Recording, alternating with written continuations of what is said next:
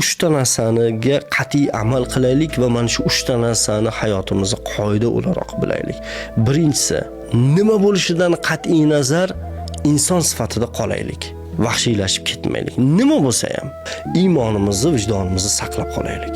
Ikkinchisi, ilmga nima bo'lsa ham ilmga tikaylik. Ilmsiz hech narsa qila olmas ekanmiz. Hattoki ilmsiz to'g'ri yashay olmaymiz. Hattoki ilmsiz bir baxtli hayot qura olmaymiz. Hattoki ilmsiz oilamizni boshqara olmaymiz. Hammasi ilm.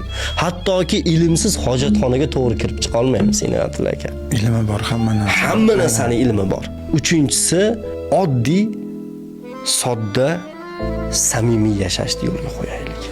Keksa yosh hayotga har kimki yetar, hammasi birma-bir izma-iz o'tar.